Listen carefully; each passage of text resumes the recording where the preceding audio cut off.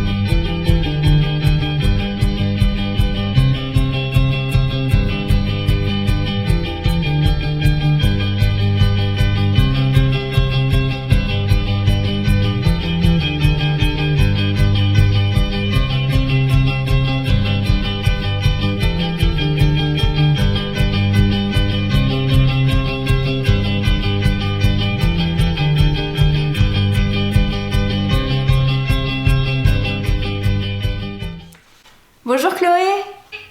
Salut Dorothée. Alors Chloé, je vais d'abord vous présenter tous les deux et ensuite je te poserai des questions. Donc Damien a 30 ans, il est géographe de formation et toi Chloé tu as 28 ans, tu travaillais dans une agence de communication. Vous êtes tous les deux originaires de Provence et c'est en 2016 que vous décidez de venir travailler à Paris.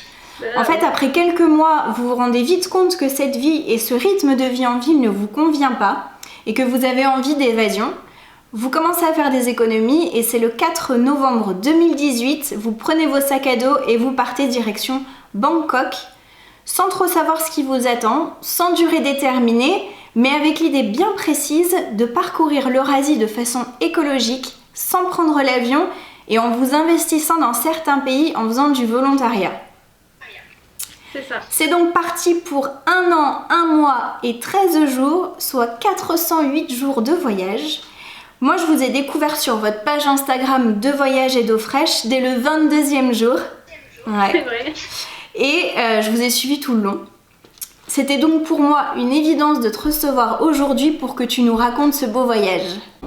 Je vais commencer par te poser une question, la première question. Et ensuite, je dirais quel a été ton parcours, quel a été votre parcours pendant tout ce voyage. Donc déjà, comment l'idée de ce projet vous est venue avec Damien et comment vous avez organisé le voyage et le budget? Du coup, c'est exactement ce que tu as dit. On était à Paris, ça nous plaisait pas. Et donc, soit on changeait de boulot, on rentrait en Provence, soit, quitte à déménager, on s'est dit, allez, c'est l'occasion, allons-y. Donc, tu l'as dit aussi, par souci écologique, on s'est dit, bon, on va réduire l'avion. Et donc, le plus simple pour ça, c'était de traverser l'Eurasie, parce qu'il n'y a pas de mer. Donc, on a quand même pris un avion, on est arrivé à Bangkok. Et là, c'était parti, direction la France. Au niveau du budget, on avait lu sur pas mal de blogs, ils conseillaient d'avoir à peu près 1 000 € par personne et par mois, donc c'est ce qu'on a fait. On s'est dit, dès qu'on a 10 000 €, ça y est, on s'en va, 10 000 € chacun. Et donc vu qu'on faisait pas des pays trop chers, on s'est dit, bon, on peut tenir au moins 12 mois, voire plus. Ouais. Et à la base, on pensait même partir avec le transsibérien, descendre Chine, Mongolie et l'Asie du Sud-Est, puis rentrer par l'Asie centrale, Moyen-Orient. Et pour des questions logistiques et aussi financières, on s'est dit que en fait, ça tiendrait pas avec juste 10 000 € chacun. Avec le recul, en fait, peut-être que ça aurait peut-être été. Ouais. Mais bon, pour un premier trip, c'était pas mal comme itinéraire finalement de commencer par l'Asie du Sud-Est. Et en fait, on n'a pas tellement organisé, on avait juste regardé à peu près c'est quoi les bonnes périodes dans telle ou telle partie du globe. Donc l'hiver c'est bien en Asie du Sud-Est, l'Asie centrale c'est mieux en été, et donc ça s'est simplement construit comme ça. Et au niveau des visas, vous vous étiez renseigné avant ou c'était vraiment au fur et à mesure? On savait que ceux qui étaient super compliqués à avoir, c'était la Chine et la Russie. Donc finalement, comme on n'est pas tellement passé par ces pays, on avait fait une liste quand même de qu'est-ce qu'il fallait à peu près comme papier. Et pour l'Asie du Sud-Est, tout se fait plus ou moins sur place ou en ligne, et ensuite c'est à l'arrivée. Donc ça, on est parti avec 0 visa en poche, quoi. D'accord. Bon. Alors, je vais énumérer tous les pays par lesquels vous êtes passés. Voilà, avant de commencer, attends, je les ai notés sur un post-it, hein. Avant de commencer tout ça. Alors, vous avez commencé par la Thaïlande, ensuite Cambodge, Vietnam, Laos, Thaïlande, Birmanie, Inde, Népal, retour en Inde, Pakistan, Kirghizistan, Ouzbékistan, Turkménistan, Iran, Irak, Turquie, Bulgarie, Serbie, Hongrie, Slovaquie, Autriche, Italie et retour en France. C'est ça, bravo, parce que c'est pas facile. Je me suis pas trompée.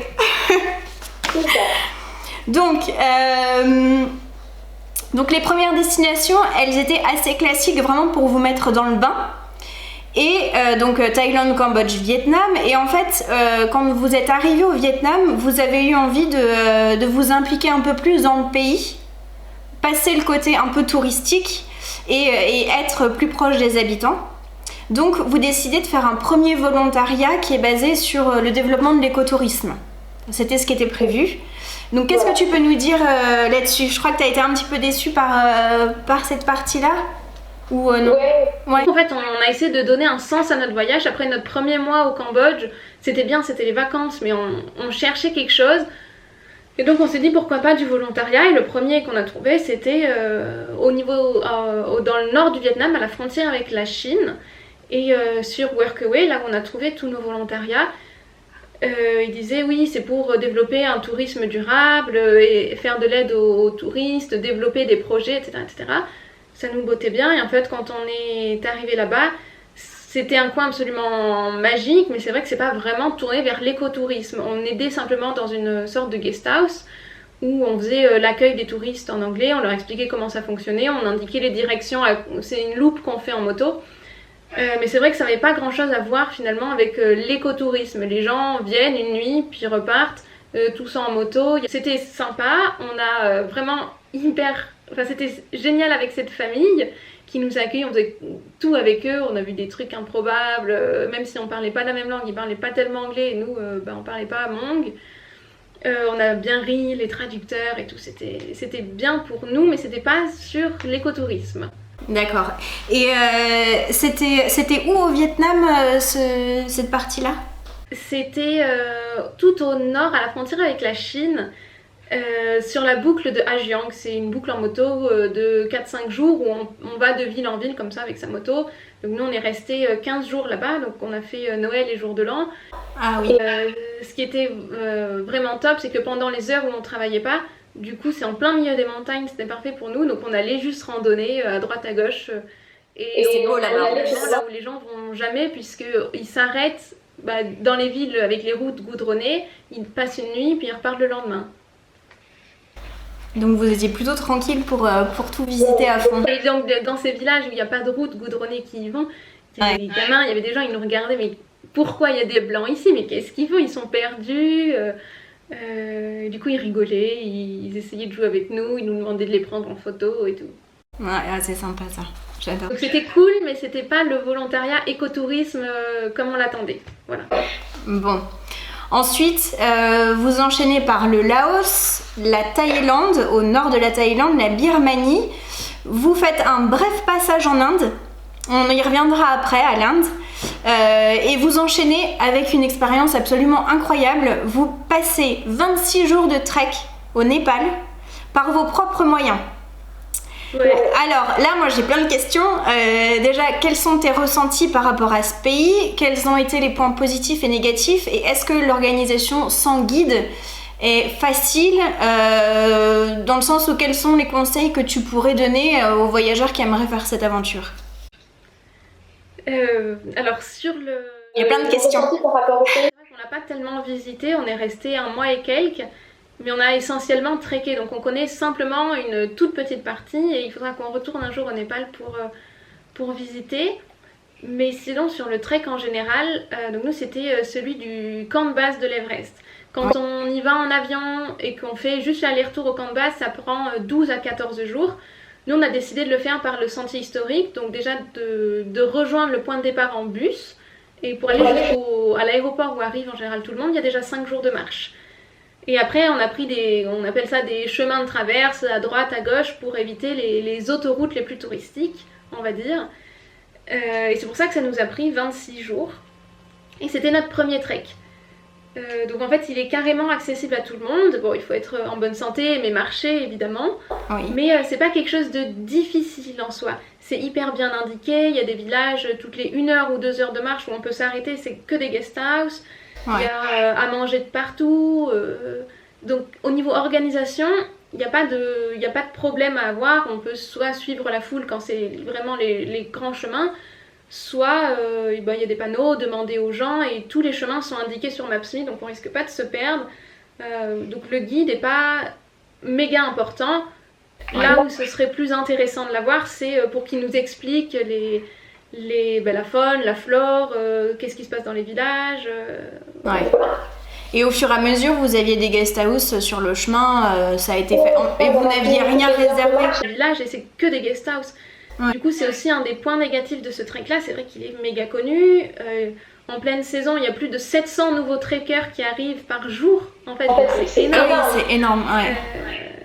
Donc nous, on était juste un peu avant la pleine saison, donc on a un peu échappé à ça.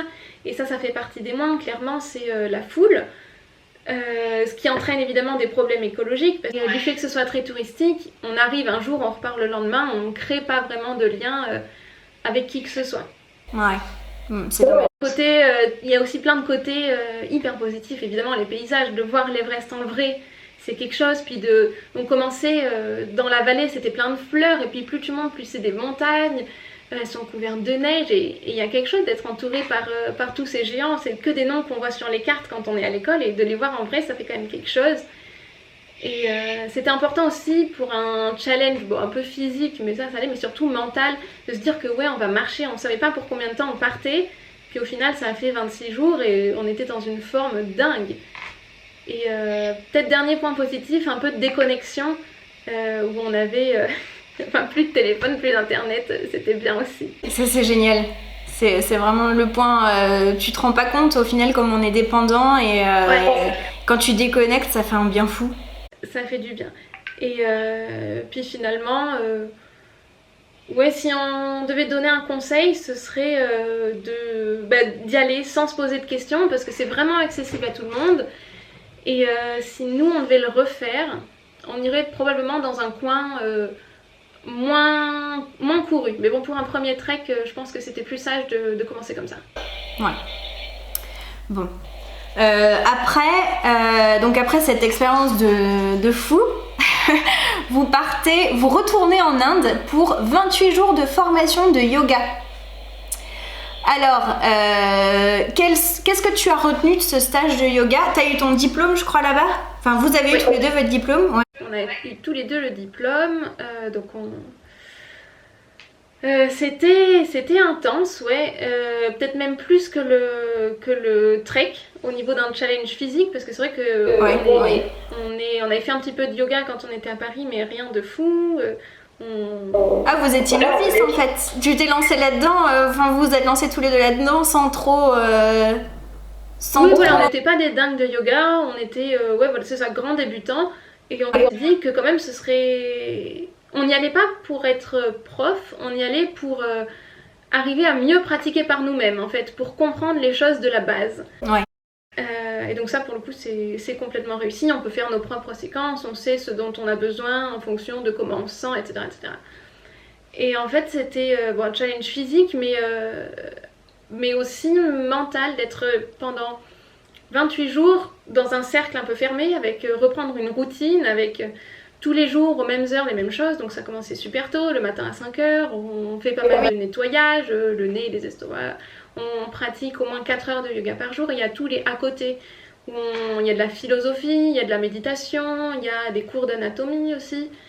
Oui, c'est très complet en fait comme formation, ça va au-delà de la pratique physique. Pour nous, ce qui était important, c'était d'aller au-delà du yoga comme discipline physique, on va dire. Ouais. Et c'est vrai que quand on lisait un peu des blogs de gens qui l'avaient fait, ils étaient ah ouais, le yoga ça a changé ma vie et tout. Ils exagèrent en fait. Et en fait, pas du tout. En fait, ça nous a finalement appris beaucoup de choses sur nous-mêmes. Oui. Donc on sait plus ce qu'on veut, on arrive à se le dire, on sait aller chercher les réponses à l'intérieur, on va dire, en dehors de... Vous êtes beaucoup plus dans l'introspection depuis ce stage. Ouais. Et après, on enchaîne avec le Pakistan. Alors moi, j'ai été absolument émerveillée par tous les paysages que vous avez postés sur le Pakistan. Et je voulais savoir quel a été l'accueil des Pakistanais quand vous êtes arrivés dans ce pays-là. Comment ça s'est passé ? C'est un pays assez atypique quand même à visiter. Oui, c'est ça. On a eu tellement de chance. Le e-visa a ouvert juste 1 mois avant notre arrivée. Sinon, c'est un visa qui ne se demande que quand on est dans notre pays d'origine. Donc déjà, on a pu entrer. Mais l'accueil, il est tout le temps tellement formidable. Donc c'était au mois de juin. Il faisait super chaud. Donc on a visité uniquement le nord. C'est des montagnes. Et les gens sont tout le temps hyper contents de nous voir, veulent nous parler, nous saluer. Même quand tu es au milieu de la montagne, tu treks. Tu fais ta balade rando à la journée et tous les mecs qui sont là dans les villages ils viennent, ils veulent te serrer la main et comment tu vas et enfin, on devine qui nous demande ça parce que ça parlait pas spécialement anglais dans les montagnes et dans les villes. On est invité ici, de là, à dormir, à manger. Quand on monte dans leurs jeeps partagés pour aller d'un point à un autre, ils nous invitent tout le temps et ils boivent le thé, et boivent ceci, boivent cela. Enfin, c'était tout le temps hyper bienveillant quoi. Ouais, ils sont très accueillants. Et les paysages sont dingues. Je vous invite à aller voir sur Deux Voyages et d'eau fraîche pour regarder ça parce que c'est absolument incroyable. C'est ça, on n'avait pas du tout cette image-là du Pakistan. On avait un peu, oui, c'est dangereux, un peu ce qu'on entend dans les médias. Et en fait, c'est juste splendide. Et on n'a pas eu de sentiment d'insécurité plus que ça, quoi. Bon, tant mieux. Après, direction le Kirghizistan. Donc ici, vous avez trouvé un volontariat et avant de passer à ça, je voulais juste savoir comment vous trouviez vos volontariats. Est-ce que c'était prévu avant ou est-ce que vous l'avez trouvé au fur et à mesure ? Donc on passe par Workaway, c'est une plateforme en ligne, on s'inscrit avec un abonnement, il y en a dans le monde entier. Et on contactait les hôtes à peu près 1 mois à l'avance, un peu quand on commençait à se poser la question vers où on va. Pour avoir une ligne directrice et éventuellement des deadlines, donc à peu près 1 mois avant à chaque fois. Et en regardant au hasard sur la plateforme Workaway, on a vu ce volontariat, on a envoyé un petit mail en se présentant, ils nous ont dit ah bah oui, volontiers, venez, ce serait top. Donc on a pris rendez-vous et le 1er juillet, on commençait. Ok. Donc on a été accueillis par la famille, on a complètement été intégrés dans leur famille et c'était des fois un peu compliqué parce qu'ils ne parlaient pas anglais et nous ni russe ni kirghize, donc on faisait des mix de phrases, on essayait de communiquer, on a vraiment beaucoup ri, il y a eu des incompréhensions mais c'était toujours très très drôle. Et notre rôle c'était avant tout d'aider à l'accueil des touristes parce que voilà, ils ne parlaient pas anglais, donc il fallait accueillir les touristes, expliquer un peu comment marchait le camp de yourte, qu'est-ce qu'il y avait à faire autour, veiller que tout allait bien pour eux, voilà, c'était nos tâches principales, accueillir en anglais. Et vous êtes resté 1 mois ? On est resté 1 mois et le décor était magnifique, on était au milieu des montagnes et c'était un camp où il n'y a pas de route goudronnée vraiment aux alentours. Donc chacun avait sa tâche, de l'ado de la famille, au grand-père, à l'oncle, au cousin, chacun a sa tâche qu'il doit faire pour l'entretien de la ferme ou du camp de yourte. Et voilà, nous on a donné quelques petits coups de main avec les moutons, mais comme on n'était pas doués, ils rigolaient quand même pas mal de nous. Oui, tu m'étonnes, ouais, c'est pas... on n'est pas formés pour ça, nous.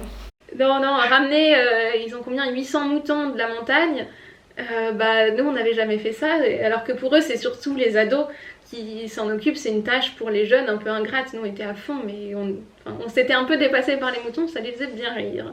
Ouais, tu m'étonnes. Est-ce que vous referiez ça ? Carrément. Déjà parce que se poser 1 mois, donc ça faisait pas mal de mois qu'on était sur les routes. On avait besoin de se poser à un moment, donc être 1 mois au même endroit sans défaire les sacs, sans se demander ce qu'on va faire demain, qu'est-ce qu'il y a à préparer, trouver un nouvel hôtel, etc. Ça fait du bien. Et prendre le temps de vivre avec des gens, de découvrir de l'intérieur un pays, une culture quand même un peu différente de la nôtre, et différente aussi de celle qu'on a pu voir en Asie. Oui. Ça fait du bien, et le cadre, le matin, tous les matins tu te lèves, t'ouvres ta yourte, et tu vois les montagnes, t'es au milieu de ça, et là tu te dis, mais en fait, qu'est-ce qu'on est bien là. Ah bah oui, déconnexion totale. Faut aimer la nature, et voilà, sinon c'est pas la peine, on n'y va pas pour les villes. Mais une fois que ça c'est bon, c'est hyper facile là-bas. Il y a de quoi dormir, des camps de yourtes, il y en a partout. Il y a des belles balades, on peut être accompagné, pas accompagné. Il y a des bus ou des taxis partagés de ville à ville, les infrastructures. Tout est vraiment bien prévu pour le tourisme. Et en plus, c'est un tourisme communautaire qui se développe, donc il n'y a pas des gros tours opérateurs. Donc c'est vraiment pas mal. Vrai coup de cœur pour ce pays. On a passé 2 mois, c'est pas assez. On n'a qu'une envie, c'est d'y retourner. Pourquoi pas à cheval, quoi. Ah oui, génial. Ça, ce serait top. Donc après cette belle expérience, vous enchaînez avec l'Ouzbékistan, le Turkménistan, l'Iran et l'Irak. Vous êtes parfois seul au monde dans des pays dans lesquels on n'a pas l'idée d'aller, au final. Et alors, j'ai juste un petit focus à faire. Quelle a été ton impression sur l'Irak? Parce que c'est quand même un pays où on se dit, bah, on va pas passer par là. Enfin, c'est assez... C'était pas du tout prévu à la base. Et puis en fait, on s'est dit, mais pourquoi en fait on va pas là? Donc on était dans le nord de l'Irak uniquement. C'est une région qui s'appelle le Kurdistan irakien et qui est autonome vis-à-vis de l'Irak qui est encore en guerre. Donc Bagdad, etc. Nos premières impressions, c'est que c'est vraiment une zone à 2 vitesses. Il y a des grandes villes où les gens roulent en 4x4, il y a du fric partout, il y a des boutiques de fringues, de téléphones, voilà. Et de l'autre côté, il y a les zones hyper rurales où c'est plus un Irak comme on pourrait peut-être l'imaginer. Il y a peu de voitures, c'est essentiellement des bergers, des petites maisons, on va dire, traditionnelles. Ils sont habitués aux expatriés. Il y en a pas mal de tous les pays, il y a même 2 lycées français dans cette région, donc on n'était pas spécialement regardés, on ne nous voyait pas, quoi. Après, dans les campagnes, par contre, ils ont moins l'habitude de voir des touristes. Ouais. Du coup, c'était à chaque fois avec une curiosité bienveillante, et vous venez d'où, et qu'est-ce que vous faites là? Et dès qu'on leur dit qu'on est français, ils font « Ah, français, ici, t'es chez toi ». Et ça, c'est vraiment quelque chose qui nous a marqué. Parce que donc les Kurdes sont fiers, ils tiennent à leur terre, cette appartenance est bien marquée, et qui nous disent qu'on est chez nous, c'est quand même fort. Et en fait, c'est là qu'on a appris que pendant le génocide kurde, donc perpétré par Saddam Hussein, la première personne qui a fait part de ce génocide sur la scène internationale, c'est Daniel Mitterrand. Et donc ils vouent une admiration sans borne à Daniel Mitterrand, et donc tous les Français sont évidemment bienvenus là-bas. Ah d'accord, ouais, ok, je ne savais pas. Tu veux manger, etc., etc. On savait pas trop à quoi s'attendre. Ouais. On savait que le visa était gratuit, il y avait une exemption de visa pour les Français, donc on y va, mais on savait pas trop s'il y avait des hôtels, s'il y avait des bus, des trucs comme ça, donc on a fait du couchsurfing. Et on a loué une voiture, et comme ça on s'est un peu baladé, on allait où on voulait, on dormait dans notre voiture, au milieu de rien. Enfin, c'était des montagnes magnifiques, des canyons, des plaines, c'était juste incroyable, et on a vraiment aucun problème, quoi. C'est vrai que là les photos aussi étaient sacrément belles, ouais. Une belle découverte. Ouais. Alors, donc après ça, vous allez en Turquie. Et là, vous faites votre 3e volontariat, cette fois-ci dans un refuge pour chiens. Alors, comment, moi j'aimerais bien quand même que tu me dises comment tu as vécu cette expérience, parce qu'être avec les animaux, c'est toujours assez touchant. Ouais. Et comment, dans quelles conditions sont les animaux? Est-ce qu'il est possible de les adopter? Comment on peut les aider? Oui, ça c'était une expérience pas facile, déjà physiquement, parce que c'est énormément de travail de prendre soin de 500 chiens. On était 6 à 8 humains pour 500 chiens, donc il faut nettoyer toutes les crottes, porter l'eau, donner à manger, cuisiner, nettoyer les box pour ceux qui étaient malades, avec désinfecter. Il y a beaucoup de maladies, donc c'était dur physiquement. Et surtout en fait mentalement, quand on voit le nombre de maladies, il y a eu des décès, des petits chiots. Ouais. Ça m'a complètement remuée. Ouais. Et enfin voilà, c'était dur, mais au moins on s'est senti vraiment utile quoi. Même si ça change clairement pas la face du monde, ni celle des chiens, au moins peut-être qu'on aura pu soulager un peu l'équipe qui est toujours en place. Et oui, bien sûr, on peut les adopter. Il faut quand même prévoir 4 mois pour les vaccins. Il faut leur écrire sur Facebook, Cochise Dog. Et là, il y a tout sauf des petits, des gros, des handicapés, des pas handicapés, etc. On peut aussi les parrainer, faire des dons. Ils ont besoin de plein de choses. Après, c'est vrai que c'était dur de voir les conditions dans lesquelles ils vivent, en fait, parce que c'est un refuge il n'y a pas de subvention, ça n'existe pas en Turquie, c'est une initiative privée. Ah oui. Ils essayent juste d'aider les chiens autant que possible, mais ils peuvent pas les euthanasier, enfin ils n'ont pas envie. Et tous les jours, il y a des nouveaux chiens qui arrivent. Du coup, au bout d'un moment, à la base, il y a 350 places maximum. Ah, ils sont déjà 500, ils sont quasiment... Il n'y a pas le temps d'entretenir, ouais. de réparer les infrastructures, et il n'y a pas la place d'agrandir les enclos. Donc ils ont besoin d'aide tout le temps, quoi. Ouais, c'est ça. Et donc ils accueillent des volontaires, il faut les contacter, nous. Donc on était logés, nourris, et on allait bosser tous les jours au refuge, quoi. Et vous êtes restés combien de temps ? On est resté que 3 semaines. On aurait bien aimé rester plus. Ouais. Et pourquoi pas repartir avec un chien, mais un jour peut-être. Ouais, vous y retournerez juste pour adopter un petit chien. Il y a des chiens, ou un gros chien, ouais. Notre préférée, elle était plus grosse que moi, elle faisait... je sais pas combien elle pesait, mais ouais. Ça a été dur d'en partir, du coup. Ouais, les larmes aux yeux... Donc après cette belle étape, vous enchaînez avec toutes les villes européennes et enfin pour rentrer en France. C'est ça. Voilà. Et vous êtes rentrés le combien ? C'était l'Europe, on est allé vite, voilà. Ouais. Ah, donc 408 jours de voyage, et vous êtes rentrés quel jour du coup ? On est rentré le 16 décembre 2019. Décembre 2019. C'est beau. Voilà, pile pour Noël, le temps de faire quelques petits cadeaux et voilà. Ouais, c'était le bon moment pour rentrer. Ouais. Alors, donc oui, on va faire un petit bilan de ces 13 mois de voyage en faisant des petits focus. Donc, par exemple, quelle a été la fête traditionnelle ou la cérémonie qui vous a le plus marqué là-bas ? Donc on était en Iran, à Mashhad, c'est dans le nord du pays, c'est une ville de pèlerinage du chiite.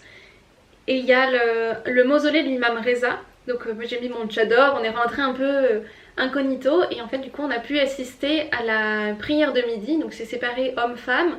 Oui. Il y a une ferveur incroyable, il y a des pèlerins du monde entier qui viennent là et qui viennent prier. On parle de milliers de personnes quoi. Et de vivre ça, d'être au cœur du truc... ça c'était quelque chose. Ouais, ça devait être impressionnant. Et en plus bon, les photos et les vidéos sont interdites, mais bah oui. Il y a un truc qui résonne, il y a même enfin si on n'est pas spécialement croyant, il y avait une force, ça c'est sûr.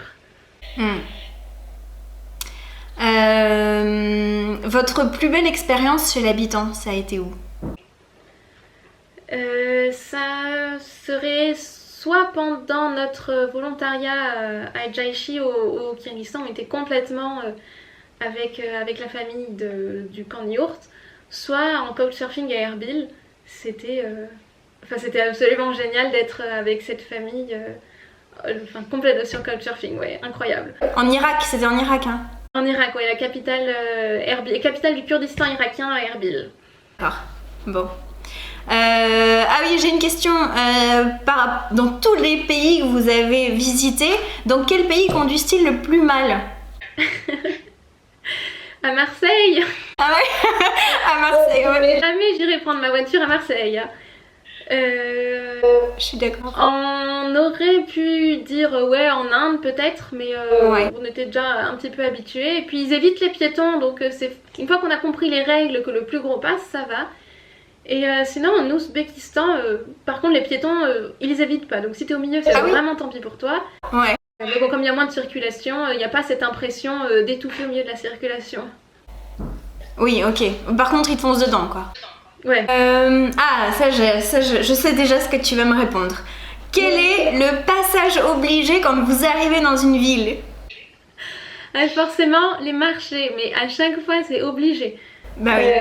Je sais pas, on trouve que c'est là où il y a vraiment l'ambiance d'une ville, on peut vraiment la sentir, voir comment ça va se passer, voir ce qui se vend, qu'est-ce qu'on connaît, qu'est-ce qu'on connaît pas. Donc forcément, marché sur notre Instagram, il y a plein de photos de verdure, un peu comme ça, sur tous ces marchés, on adore. On capte tout de suite l'esprit du pays et la mentalité des habitants. C'est ça, t'as entièrement raison. Maintenant, alors, on va passer spécialité culinaire. Celle que tu as adorée et celle que tu as détestée. On a adoré la cuisine indienne, évidemment pour son goût et aussi parce que c'est tellement simple là-bas de trouver à manger végétarien. Donc tout ce qui était en Inde. Et il faut dire aussi que tous les dal bhat, donc c'est du riz, des lentilles et des légumes. Ouais. Après chaque jour de trek au Népal, eux ils étaient particulièrement bienvenus. En plus t'es resservi à volonté, t'as besoin d'énergie, ça faisait du bien. Et la pire, alors moi j'ai pas goûté, mais Damien a goûté un peu toutes les parties du mouton au Kyrgyzstan dans notre volontariat, mais bon. Ça ouvre l'esprit en fait de parcourir le monde et de se rendre compte dans chaque pays des différences. Voilà, que c'est fait autrement et voilà, typiquement au Kyrgyzstan, ils tuaient leurs moutons, mais ils mangeaient absolument toutes les parties. Oui. Donc le matin au petit-déj, il y avait le crâne qu'on grignotait comme ça. C'était les ados de la famille qui cuisinaient les tripes, et donc elles rigolaient aussi beaucoup que je sache pas le faire. Il fallait les tresser. Enfin du coup, on a participé à la cuisine de la viande. Ouais. Les poumons, tout, mais tout est absolument mangé, quoi. Il n'y a pas un seul déchet. Pas de gâchis. Ce serait trop beau pour les chiens, quoi. Alors, dernière question avant de passer au petit jeu. Je sais que vous êtes donc très soucieux de l'environnement. Quelle a été votre solution pour éviter d'acheter des bouteilles d'eau pendant votre voyage? Bouteilles en plastique. Avant de partir, une gourde chacun, c'est une gourde filtrante en fait. Donc bon, certes elle est en plastique, mais pendant 3 mois on a un petit filtre et ça filtre bactéries et virus. Et donc on avait une water to go et pour le test on a bu l'eau du Gange en Inde et bah ma foi on est toujours là, même pas une petite diarrhée, voilà. Même pas. On peut dire que ça marche. Ouais, effectivement ça marche. On s'est baigné dans cette vous avez osé quand même.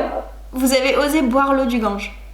Bah où se baigner, mais c'est vrai qu'il n'y a pas beaucoup de touristes qui le font alors que tous les Indiens vont se donnent à cœur joie et plongent dans le Gange. Ouais. Pas beaucoup de touristes le font et donc ils étaient un peu des grands yeux, surtout les gamins, genre mais comment on fait, viens on joue avec, il y a ce mec là, il se baigne, viens on y va quoi. C'est génial. Donc ils ont pas mal joué, ouais. Et on l'a bu. Et c'est vrai que ça évite de jeter pas mal de bouteilles, d'acheter. Et même s'il y a bien un truc à ne pas oublier quand on part en voyage, c'est une gourde filtrante. Ça, c'est une idée à noter. C'est ça. Et donc en tout cas, nous, c'est plus jamais sans la gourde. Plus jamais sans la gourde. Achetez une gourde filtrante. Alors, pendant votre voyage, vous avez fait une folie. Une folie qui a été au début du voyage. Oui, vas-y. Ouais, vous vous êtes rasé complètement la tête, tous les deux. C'est ça, avant de partir, on a sorti la tondeuse et boum, il n'y avait plus rien. Donc bon, bah là, ça a bien repoussé. Ouais, on s'était dit que c'est l'occasion ou jamais parce que le regard des gens est différent, parce que on voulait voir ce que ça faisait. Et c'est mais tellement libérateur.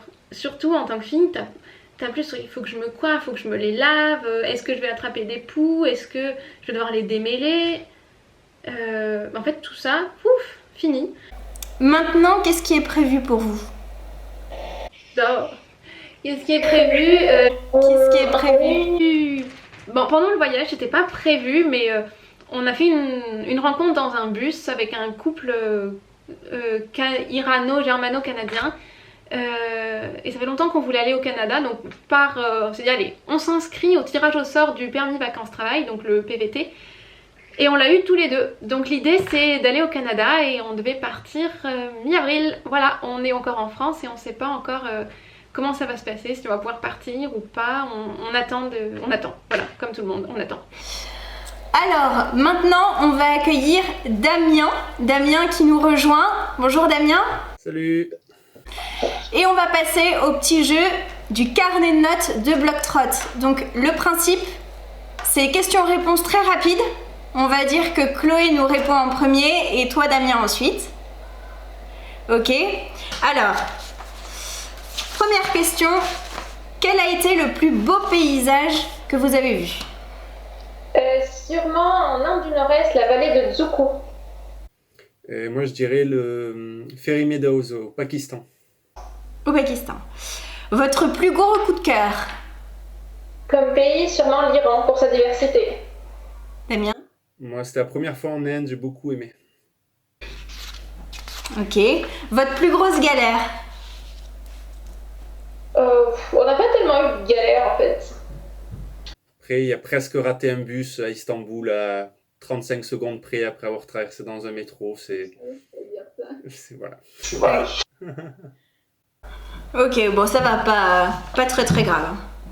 Votre plus grosse frayeur? Dormir avec des rats qui venaient piquer de notre nourriture, toujours en Inde du Nord-Est à Zuku Valley. Ouais, je valide celle-là. Votre plus gros regret? Avoir pris l'avion entre le Pakistan et l'Asie centrale. Pareil, parce que forcément c'était un projet de ne pas prendre l'avion et donc à ce moment-là c'était embêtant de l'avoir. C'est parce que vous n'aviez pas eu votre visa chinois, c'est ça? Exactement. Refus de dépôt. Ah zut, bon. La plus belle découverte? Le Kurdistan irakien. Ouais. Forcément le Kurdistan irakien, parce que on s'y attendait pas à y aller et forcément quand on est arrivé c'était magique, c'était vraiment magique. Ouais, ça avait l'air. Votre plus belle rencontre? Probablement Ali qui était notre guide dans le désert de Kalout en Iran. De mon côté, bon, il y a eu plein de rencontres dans tous les pays, mais je trouve que la rencontre avec un couple irano-allemand ou germano-iranien, mais tous les deux canadiens dans un bus au Vietnam, c'était inattendu et on a gardé de bons contacts avec eux, on les a revus par la suite et on va sûrement les revoir encore, donc c'était une belle rencontre. Ah, c'est super. Eh bien, c'est fini. C'était ma dernière question. Merci beaucoup à tous les deux. Ça a été Merci à toi. Magnifique de découvrir tout ça. Merci. Je vous dis à très bientôt. J'espère qu'on continuera de suivre toutes vos aventures. On verra. Quelles seront les prochaines? Mais oui, rendez-vous sur 2 voyages et d'eau fraîche. Je vous dis au revoir. Merci. Au revoir. Au revoir. À bientôt. À bientôt. Et voilà, vous avez donc pu découvrir le voyage incroyable de Chloé et Damien à travers l'Eurasie pendant ces 408 jours. Je vous invite à aller voir leur page Instagram de voyage et d'eau fraîche. J'espère que vous avez passé un bon moment avec nous. N'hésitez pas à laisser un petit pouce bleu et un commentaire. De mon côté, je vous remercie et je vous dis à très bientôt.